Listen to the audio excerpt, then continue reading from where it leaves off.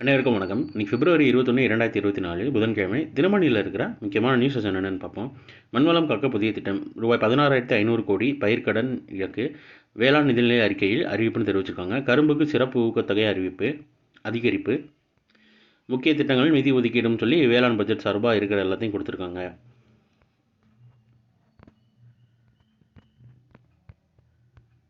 அடுத்ததான் நான் முதல்வன் ஒலிம்பியாட் திட்டம் தொடக்கம்னு தெரிவிச்சிருக்காங்க. தமிழகத்தில் 6 முதல் 9ஆம் வகுப்பு வரை பயிலும் மாணவ மாணவிகளுக்கு நான் முதல்வன் ஒலிம்பியாட் திட்டத்தை அமைச்சர் உதயநிதி மற்றும் அன்பில் மகேஷ் பொய்யாமொழி ஆகியோர் தொடங்கி வைத்தனர் தெரிவிச்சிருக்காங்க.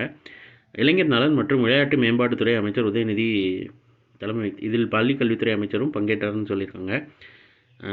ஒலிம்பியாட் தேர்வை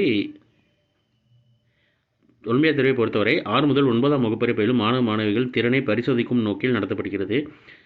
லேப்டாப் கையடக்க கணினி வாயிலாக நடைபெறும் இந்த தேர்வில் கணிதம், உளவியல், மொழித்திறனை சோதிக்கும் விதமாக வினாக்கள் இடம்பெற்றுள்ளன. இந்த தேர்வில் தமிழகம் முழுவதும் 18 லட்சம் பேர் எழுதுள்ளனர். இந்த தேர்வில் வெற்றி பெற்று சிறந்த மதிப்பெண் பெறும் மாணவர்களுக்கு பல்வேறு சிறப்பு பயிற்சிகள் வழங்கப்பட உள்ளனன்னு தெரிவிச்சிருக்காங்க.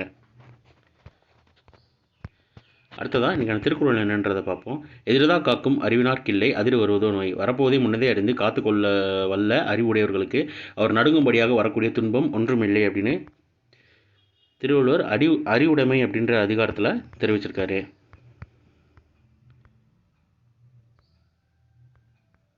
அடுத்ததாக மராத்தா சமூகத்தினருக்கு 10% இடஒதுக்கீடு மசோதா மகாராஷ்டிரா சட்டப்பேரவையில் நிறைவேற்றம்னு தெரிவிச்சிருக்காங்க.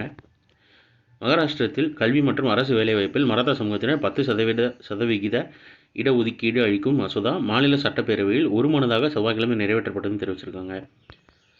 பார்த்து வச்சுக்கோங்க, ரீசெண்டாக எந்த ஸ்டேட்டில் அந்த 10% இடஒதுக்கீடு மசோதா நிறைவேற்றினாங்க அவங்க சட்டப்பேரவைன்னு கேட்டால் மகாராஷ்டிரான்றதை ஞாபகம் வச்சுக்கோங்க. அந்த என்ன கம்யூனிட்டின்னு கேட்டால் மராத்தா சமூகத்தினர்னு ஞாபகம் வச்சுக்கோங்க.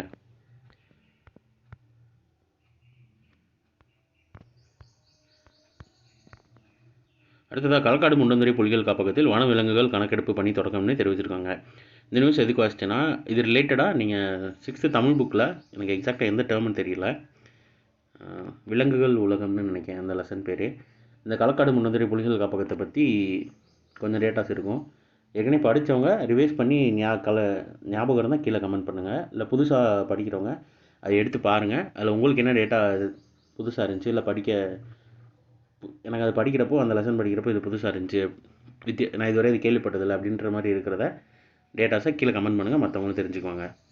ஸோ இன்றைக்கான நியூஸஸ் அவ்வளோதான். இது ஒரு ஹேண்ட் ரிட்டன் பிடிஎஃப் கீழே டிஸ்கிரிப்ஷன் லிங்க்கில் கொடுக்குறேன், வேணுறவங்க யூட்டிலைஸ் பண்ணிக்கோங்க. இது ஒரு ஷார்ட் வெர்ஷன் கரண்ட் அஃபேர் நம்ம சேனல் இருக்குது, வேணுறவங்க அதை யூட்டிலைஸ் பண்ணிக்கோங்க. ஸோ மேலும் இன்னும் நியூஸில் சந்திப்போம். தேங்க்யூ.